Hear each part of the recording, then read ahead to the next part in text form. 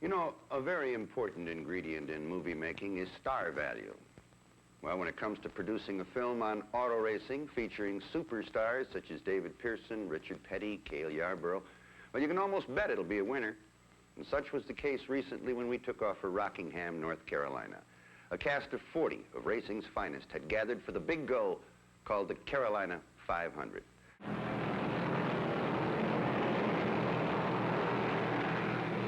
David Pearson in the Mercury, number 21, wins the drag into turn 1 and continues to stretch the lead as all cars pour into the second pocket.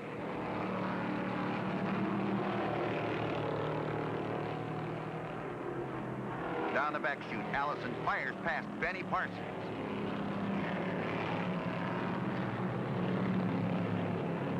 At the end of the first lap, it's Pearson, Allison, Parson, and Petty.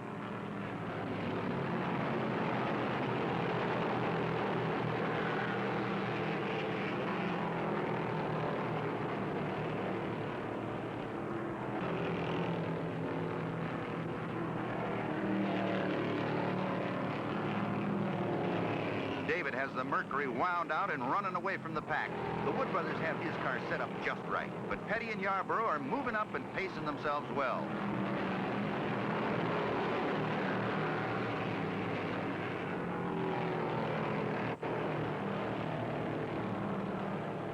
Already Pearson begins to lap the slower cars. If he can keep all the parts glued together, he's on his way to victory lane. Bobby Allison in the Chevy number 12 is running second and bent on catching Pearson, but he just doesn't seem to have the power.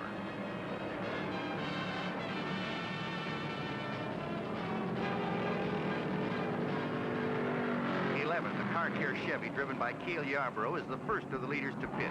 He gets fuel and rubber and tells Junior Johnson the seat is loose. This could give him some large-size problems.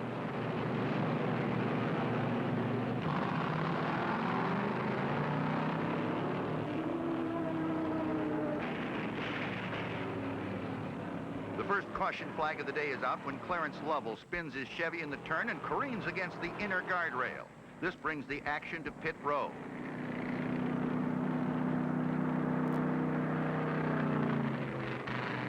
Petty slides in and they start working on the car before he even stops.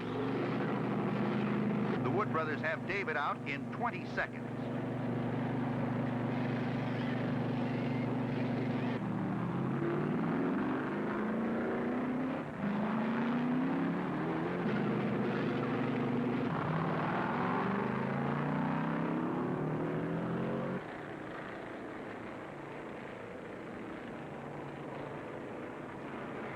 Pearson leads all cars down for another green flag, and the restart is officially underway.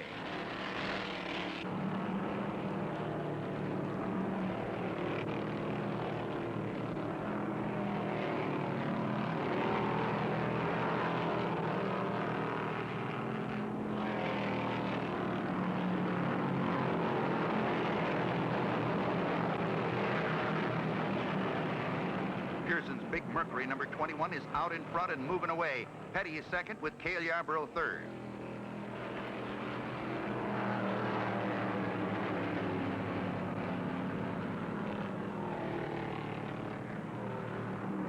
On the 114th lap, Dave Marcus brings the American Motors Matador entry into the pits with engine problems.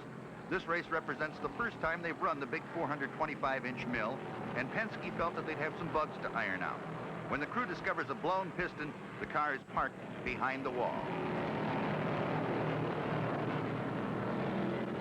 The second caution flag is out when Ray Williams loses his Ford in the second turn and spins it all the way around. When the crew pushes him off the track, they get a little scare as Buck Baker spins his Chevy right behind them.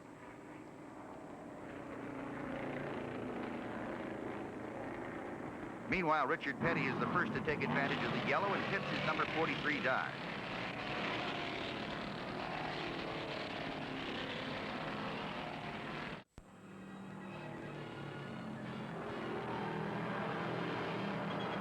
When the green flag falls, the fans are treated to another Pearson-Petty duel. Bobby Allison is running third with Buddy Baker holding down the fourth spot.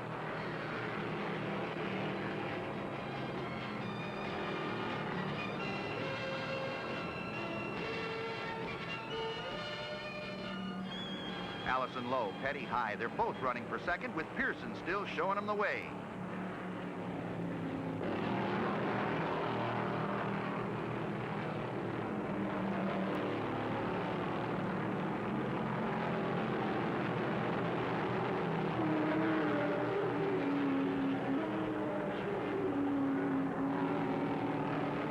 That was about as close a near miss as you'll ever see. David Cisco spun his 05 car in the third turn. As he was sliding down the bank, Pearson and Petty roared around him on the high side and just squeaked through. With a yellow out, the pit crews get ready to service their cars. Watch this action.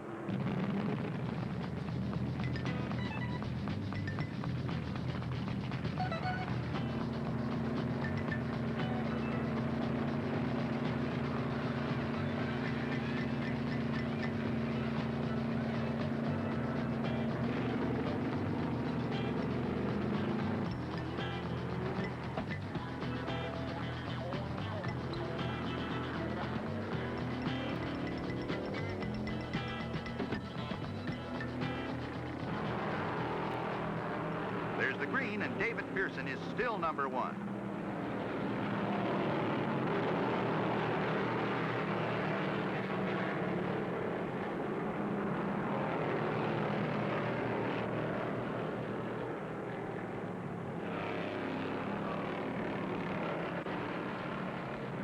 Petty works Pearson over through every turn and still can't get around him. Buddy Baker has moved into third in the K&K Dodge number 71.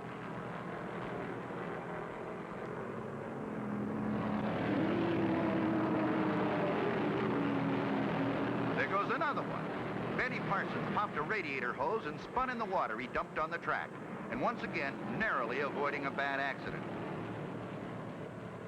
On the restart, Pearson and Petty look like they're glued together. Richard is one lap down and tries every trick in the book to get around David.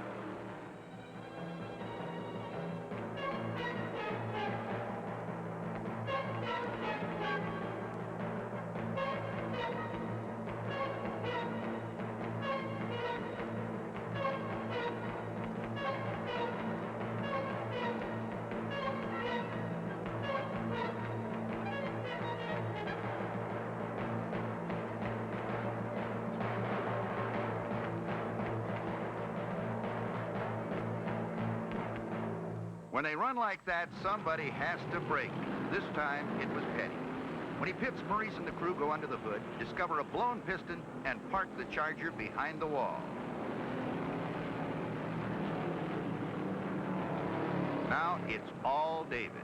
Cale Yarborough is second, Baker is third, but they're both one lap down. Pearson's Purolator Mercury sounds stronger on every lap. He owns the raceway with a full lap lead over the second-place Chevy driven by Cale Yarborough. The seat in Cale's car has broken away from the roll bars. He's holding on with one hand and driving with the other. Uh-oh, watch this. Pearson runs over some metal debris lying on the track and flats a tire. This brings another yellow flag out while they clean it up. David screams into the pits. The Wood brothers change the damaged right front tire and throw in a few gallons of fuel. But while he's in, Cale Yarborough flies by to unlap himself. Pearson stops a quick one, but now Yarborough has closed the gap.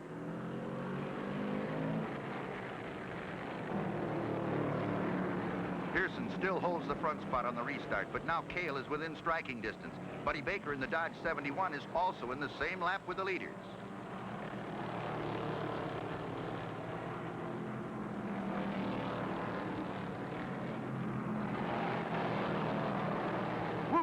Baker almost lost his numbers on that one. The car in the low groove drifted up and brushed Buddy in the turns, but they're both all right. That broken seat in Cale Yarborough's number 11 Chevy could make the difference. Having to hold on with one hand and drive with the other makes it pretty difficult, especially through the turns. He's still second and trying his best to close on Pearson. With the white flag out, David has one more tour of the oval, and this one is all his.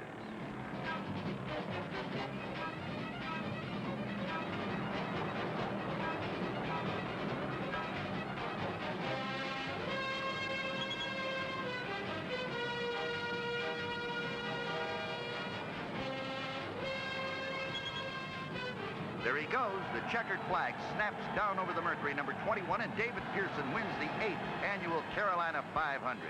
Cale Yarborough finishes second, Buddy Baker third, and Bobby Allison takes the fourth place money. Out of a 492-lap race, David Pearson led 491 of them. And that's a super speedway first in the 25-year history of NASCAR.